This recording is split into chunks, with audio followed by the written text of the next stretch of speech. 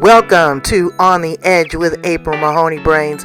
Here, this is the spot where the conversation is pointed, the guests are sharp, and the responses are never dull. Welcome home, Brains. There's only one requirement to hang out on the edge, is that you open your big brain and close your small mind. Did you bring your thinking caps? It's time to put them on, because the conversation starts now.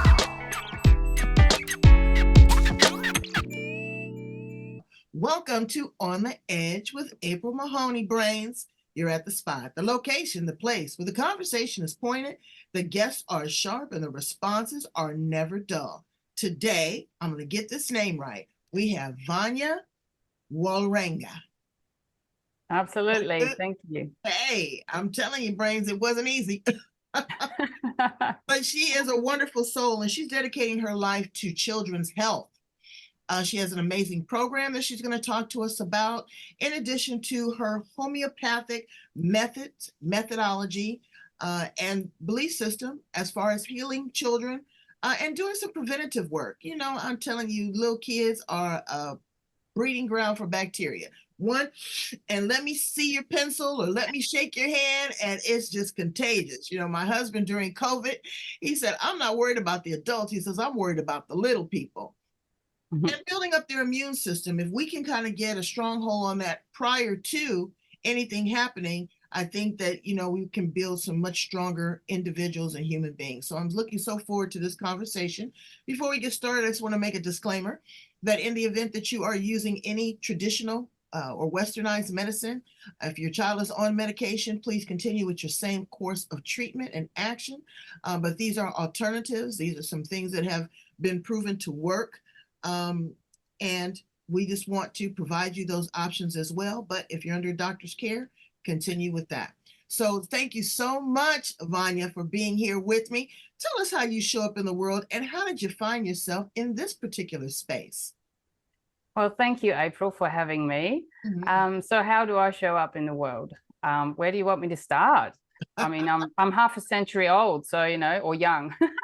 Young, absolutely, because I'm telling you, life starts at 50. So many people just discard us and think, but again, you've almost found the fountain of youth because you are doing some holistic and homeopathic type of healings and medicine. That's huge. That's right. Everybody's going back to that now. They're tired of popping a pill or getting a probe or getting something cut out. Exactly. And that is also my mission. My mission is to just like reach 1,000 mothers or mothers with young children and families who will take their child into like their child's health into their own hands.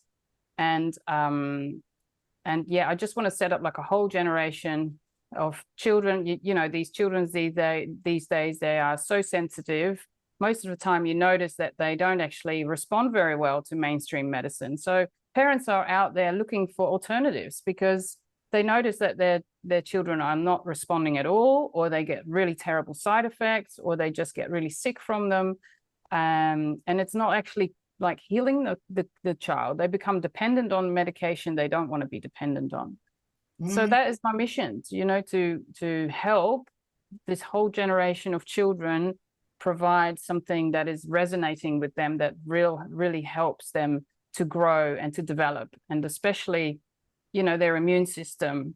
But their immune system is not just a physical thing. You know, the immune system is also in the mind, in the body, in the spirit, in the soul. So you've got to treat the whole thing. You got to make the whole thing in balance. Otherwise, you're always, you know, just fixing one little thing and then.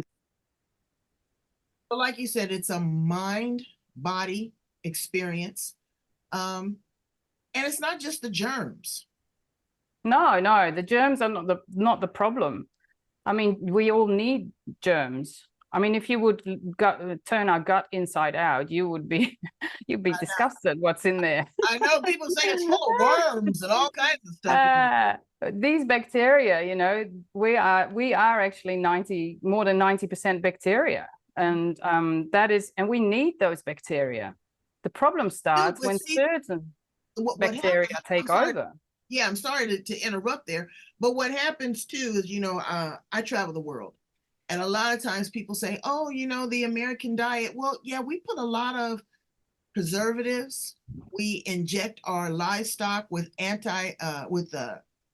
what is that? Antibiotics. Right. Yes. A lot of Yeah. and before and growth hormones. All of these things that we ingest. But when you go to countries like Australia or Italy or Japan, it is more farm to table. Mm-hmm. Mm-hmm. That makes a huge difference. And not taking your kids to these fast food restaurants, but preparing a wholesome meal.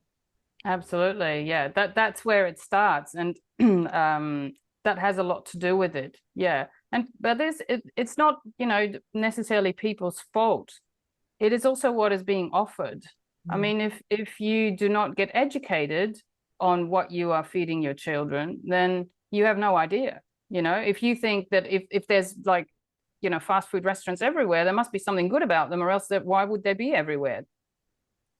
It's like petrol stations, yeah, we all need petrol, so must be something good about petrol stations, I mean, we don't question those things. So how did you find yourself working with this particular genre and population? Did you have children that experienced some health challenges that you wanted to seek alternatives to, or were you subjected to that as a child?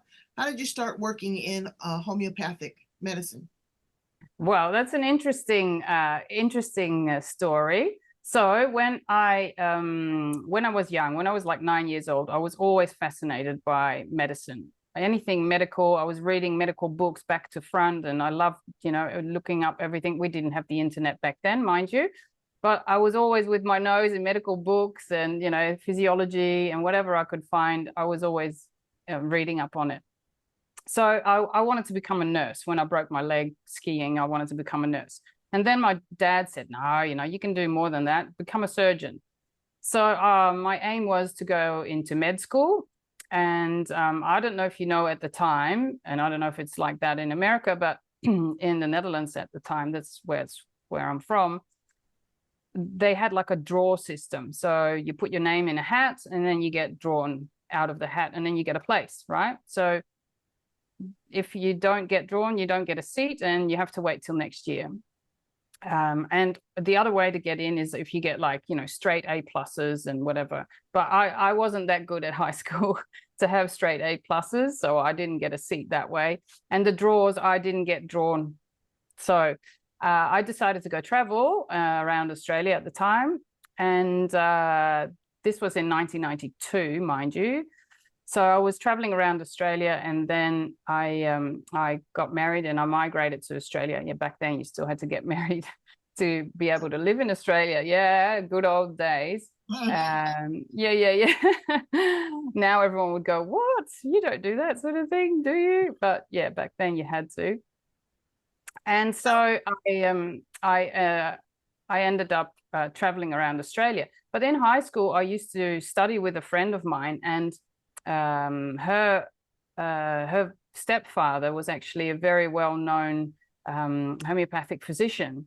So I was always really fascinated when I would go over there for dinner. I would always talk about homeopathy with him, and I was just really fascinated by it. And that was also because back then I had some really embarrassing condition when I was 16. And I went to my doctor and I said, oh, I need some treatment for this. And he goes, yeah, well, the antibiotics I prescribed don't work. So I'm not going to give you any antibiotics at the moment because you are completely resistant. So you have to go and find something else. So that was it, basically. He said, oh, you'll have to wait for it to go, cure by itself. So here I was like, I'm not going to wait with this embarrassing condition, I've got a boyfriend, no, I'm not going to do this. Right. So this is how I ended up, going in to homeopathy, to a homeopath at the time. But even, yeah, and then actually that solved my problem. And it also solved another problem, because from when I was like a little girl, I was always sick. I was like constantly suffering from sinusitis, like, you know, the ones here and the ones in my forehead. I had middle ear infections. I had grommets put in my ear. I had my tonsils cut. I always had a cold. And we had antibiotics sitting in our fridge. I still remember that, this banana flavored poisonous, it was disgusting. In our fridge, like most people have got milk in their fridge, you know. And at some point, because I wasn't getting any better, I actually got like a 6-month, like a big bottle of antibiotics, low dose. I had to take every day or 3 times a day for like 6 months to try and get rid of it, which caused a whole heap of other problems, and which actually resulted in the problem that the embarrassing problem that I ended up with. So this is how my GP said, look, you know, we've tried a lot. This is not going to work. You'll have to go and, you know, wait for it to go away by itself. And yeah, so this is how I ended up going to see a homeopath, because someone recommended that to me. It's like, so what was the process when you went to see a homeopath doctor? A lot of people are excited about the opportunity of trying something alternatively. But okay, what I want them to understand too is that this is a lifestyle. This is not a quick fix. I mean, in my opinion, and you correct me if I'm wrong, this is not something that you could say, oh, okay, well, I have a particular problem, so I'll try this, but then I will revert back to my old ways after this is over. And the reason why I say that is that I have family members, and it'll even say it on the prescription, that if you do not complete the full run of the antibiotics, that you do become immune to it, and they may not work for you. Mm-hmm. So you're going to have to extract and cleanse your body of what that foreign agent was and try something new. Was it a big transition for you? And how did you start the process? Well, let me start by saying that generally speaking, when you go and see a homeopath, it is not necessarily like a full lifestyle changeover that you have to do. Okay. It's also not taking a whole heap of prescribed pills, supplements, and tinctures and whatever else to get a result. What you do with homeopathics is actually igniting the vital force, which is like, you know, your immune response. You got to see it this way. If you cut yourself, you know, chopping an onion, then, you know, you have a cut here and it will bleed, right? But at some point it will stop bleeding, and the next day you'll have like a little scab over there, and then slowly it will heal from the inside out. And within about 3 weeks' time, there's only a little bit of a scar visible, and 6 months later you can hardly see there was anything at all, right? So, and that particular force that does that all by itself, I mean, I didn't give it any instructions. You know, you don't say, oh, go and fix this finger now. You know, you got to go left index finger, you know, you got to go there. And then, you know, it's 2 centimeters. No, it does it all by itself. And that is the particular wisdom of the body, the intelligence of the body that homeopathy works together with. Okay. And this is what you're activating. You're activating this dormant, well, actually it's always active, but not always in the right way. So you're activating it. So you're basically giving it instructions with the homeopathic remedy and say, hey, look, this is what's out of balance and you've got to go fix this. And so you're igniting the self-healing powers of the body. And you don't necessarily have to go and change your whole life for that. And that is because they work so deeply, and they work, you know, they resonate with your own body in such a way that they make shifts. And these shifts are so profound, and they take place on like physical, mental, emotional, but also, you know, spiritual with some people plane. So it's very important that the right remedy gets, you know, chosen for that. Now, so for those really, for a deep treatment, we call them constitutional treatments, you go and see a homeopathic specialist.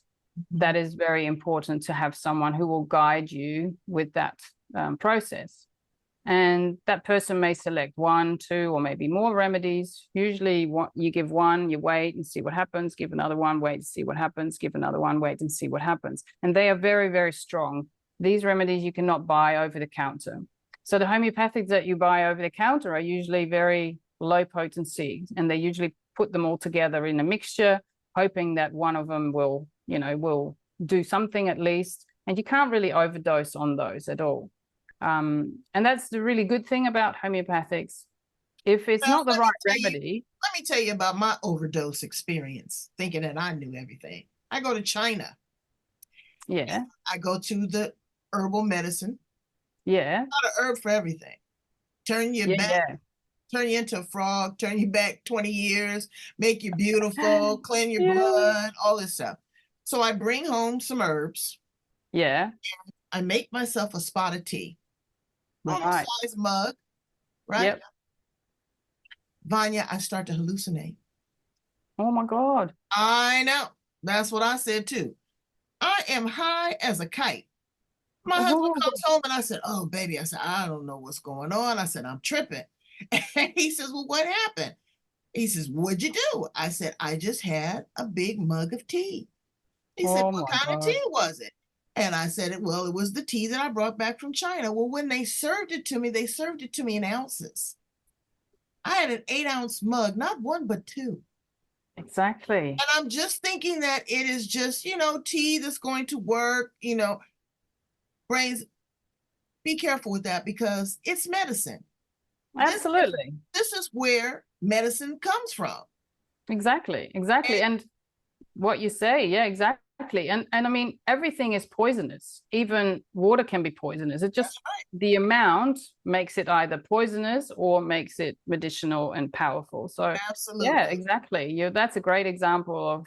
And so you have to be under the care of a watchful eye of someone like Vanya that has dedicated years of experience and knows what she's doing and will start you out small, in small increments. I know I got on a medication and he goes, oh, well, let's give you, 50 milligrams. I said, do you have like 10 or 25? Let's see what's going to happen. There's a lot of things that can happen in your body. You got to check your urine. You've got to check to see if you break out in a rash. You got to see diarrhea, is it going to raise your blood pressure? There's so many variables in that. I know. So thank you so much for that. Give us a couple good tips. Maybe something that we can do just that we should incorporate in our daily diet or a supplement that we might be able to suggest that helps us cleanse our blood. For example, lymphatic system. They gave me the greatest thing. I went to the spa and they told me just to use a dry brush on my body. And I was like, I said, it really helps the lymphatic system. So you give us a great tip that we can take away.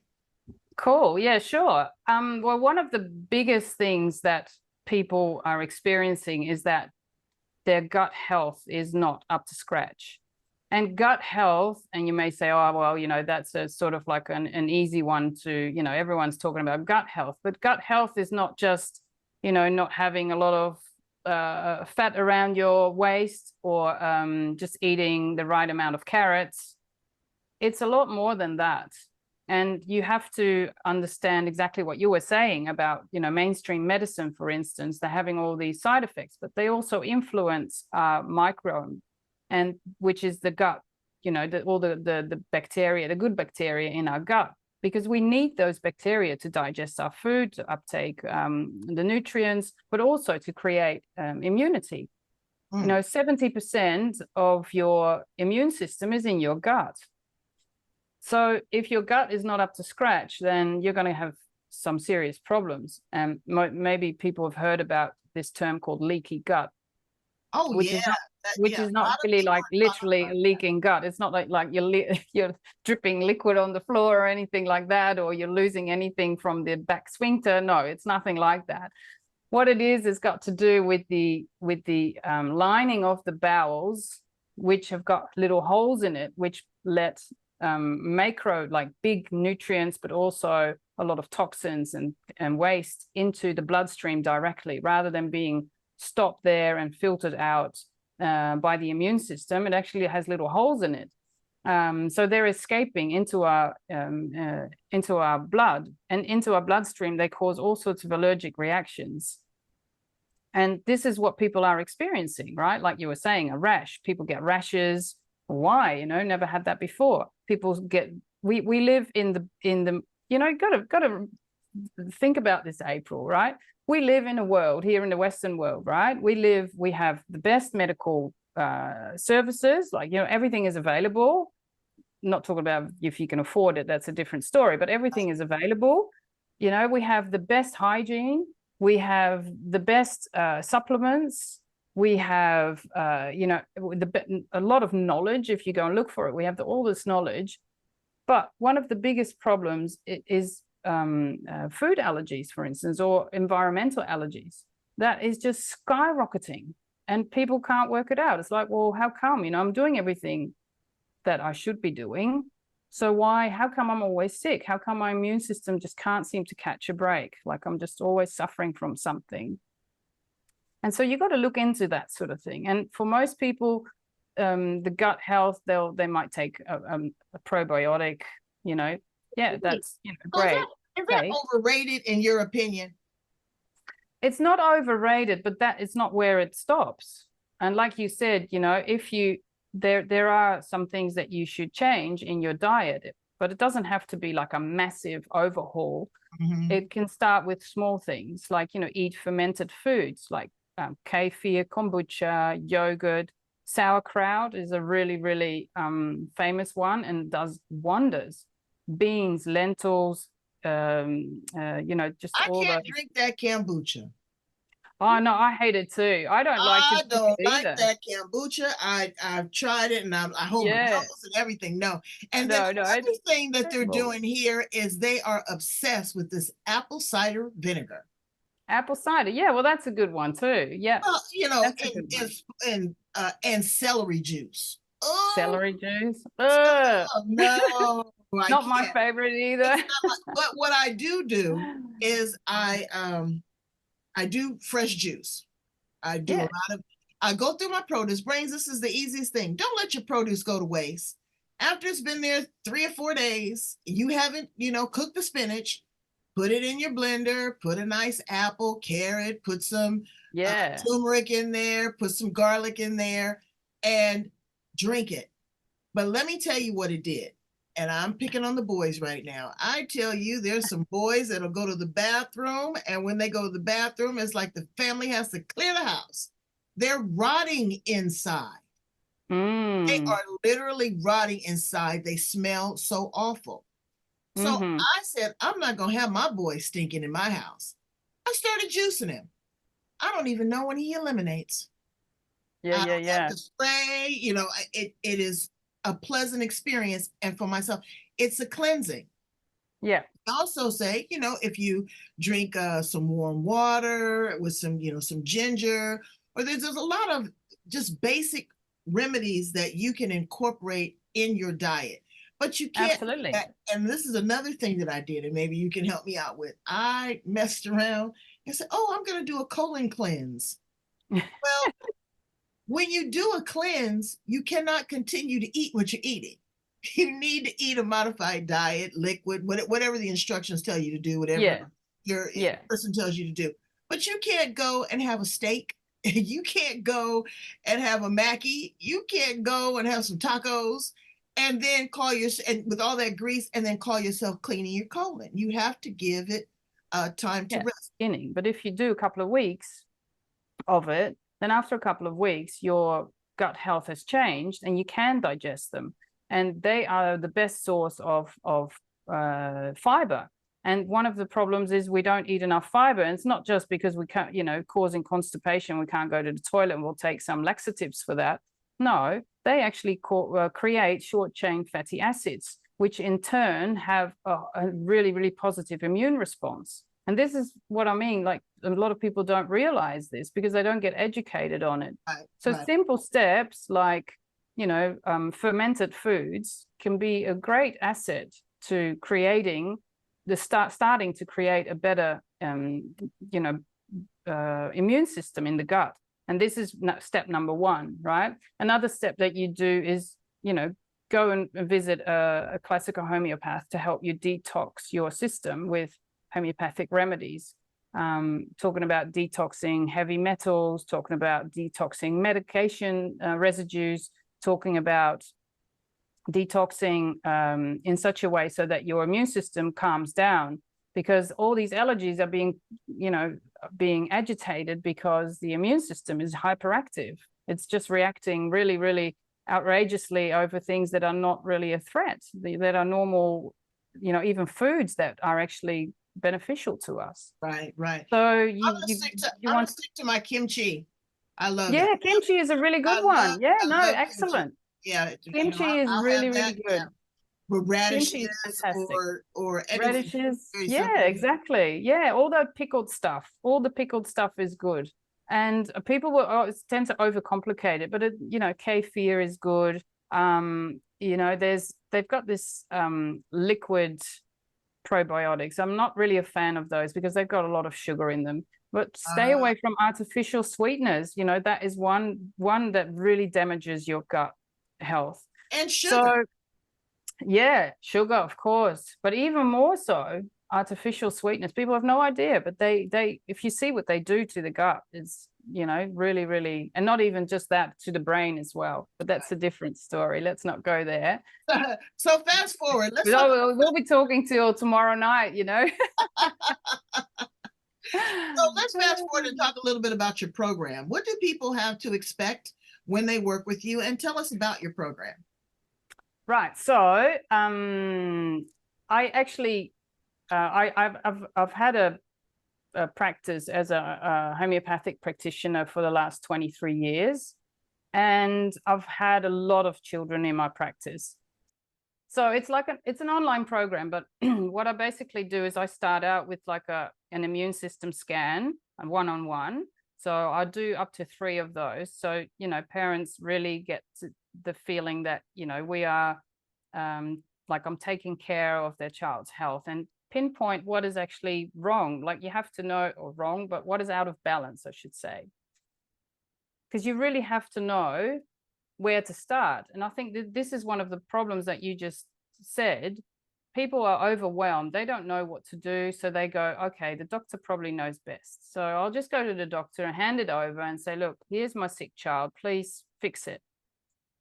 And, up until a certain degree, that works okay.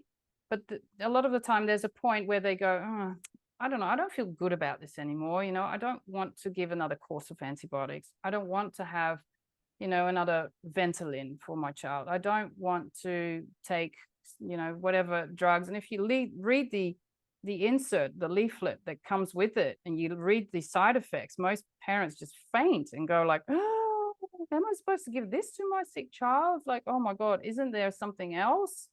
But because no one's offering them anything else, they're like, oh, well, the doctor knows best, so I'll better just do it.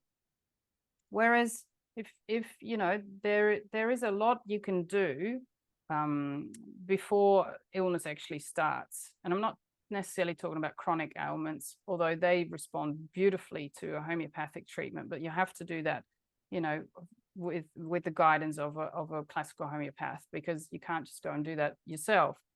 But, for most illnesses, especially when they start, when their symptoms are just popping up, there's so much you can do. There's this window of time before you go, all right, now it's sick enough, I've got to go to the doctor. There's this massive window.